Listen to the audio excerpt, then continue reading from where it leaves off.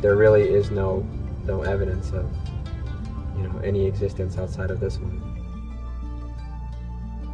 Well, I personally don't believe that there's anything after death either, so I have a significant motivation to make life extension a reality. I have a lot of motivation to keep myself very healthy. I personally take over 100 different supplements a day of drugs, vitamins, hormones, whatever I am able to uncover in the scientific literature that looks like it will extend my lifespan, I personally take it. And I write about it and publish it in our magazine, and many of our members want to follow the same direction that I and our scientific advisory board is doing. Because most of us have been brought up under fairly religious backgrounds, fairly religious teachings, and we tend to conform. We're wired to conform. And this is a really great instance where you're much better off thinking for yourself if you can, and trying to ignore what you've been taught. I don't know about other people, but I think if I die, that's it for me. Nothing happens. I'd answer it by saying I just don't know, and nobody knows. Nobody knows there's an afterlife, and nobody knows there's not an afterlife. If I had to bet on it, I'd say there's no afterlife, and I am betting on it. I'm putting my heart and soul into aging research because I want to hang around. I don't want to take a chance. I'd be happily surprised if there was one if I died, but nobody really knows that. I think that's obviously if I think actually I would say that I'd take that back a little bit. I'd say there is an entity that's going to take care of us after death. That entity is us. That's the collective activities of all of us people, which is our collective consciousness and our will to build an omnipotent, omniscient, omnipresent entity, which is our collective technology and our collective consciousness. And that entity is, by definition, God. So I'd say that God will be there when we become God. I personally think that once you're dead, it's over. I do not subscribe to any of the stories about an afterlife. I think it's not impossible, but there's no evidence that would convince me that this indeed occurs. I do not believe in the existence of a soul.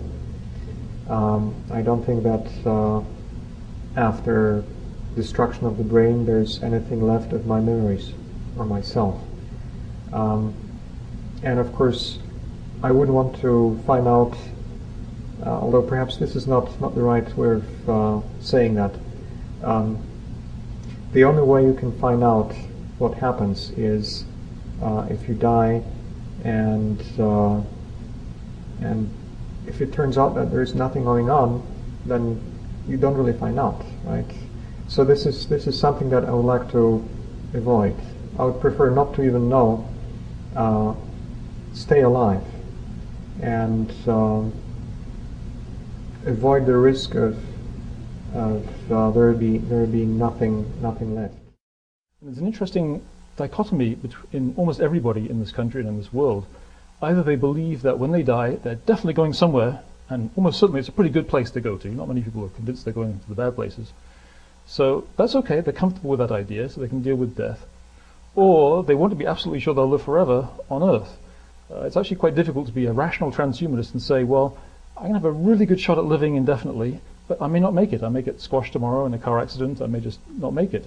That's a pretty uncomfortable position. And I think people like Herbert and Cass, they've built the whole worldview on this idea of death being inevitable and necessary, and my goodness, if it's not, what a disaster that means for all of history before now. It's just really a terrible thing. And what if I don't make it? What a terrible thing. And if that limit is taken away, we're not mortal anymore, what am I going to do with my life? What does that all mean? And they don't want to deal with those issues, and so they'd rather just say it can't happen than it'd be bad if it did. When people are asked how long they want to live, the usual response is 80 or 90 years.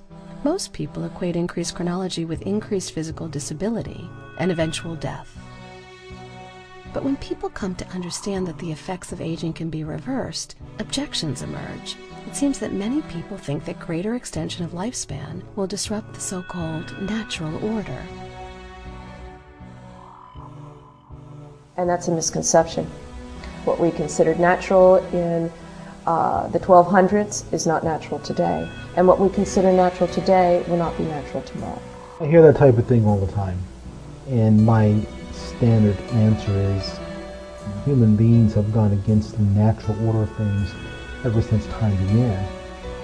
Just a half a millennia ago, the average lifespan for a human being was roughly 25 years old. If you live to be 30 or 35, you are considered an extremely old individual. Now we routinely live into our 80s and 90s.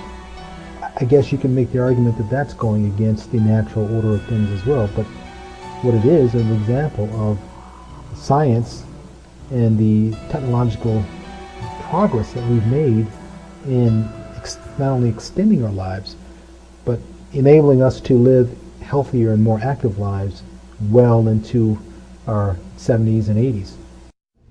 1,000 years ago, people lived on average 35 to 40 years. I mean adults. I'm not even including the children who were dying in droves at age 5 or 2 or 1. So what we're doing right now is unnatural for the vast majority of citizens to reach the age of 70 or 80. And I think it's good to be unnatural in this way. I think that there are lots of things that are natural that I don't like, and dying is one of them. Maybe I would be dead of a number of natural diseases if there weren't unnatural antibiotics and treatments for them. So natural by itself is not necessarily a good thing.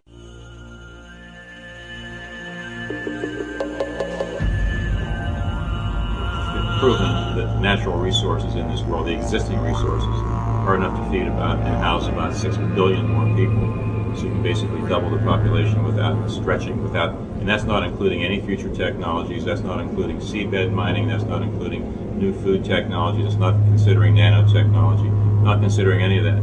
Also, the population in the industrialized worlds is actually on a decline except for immigration.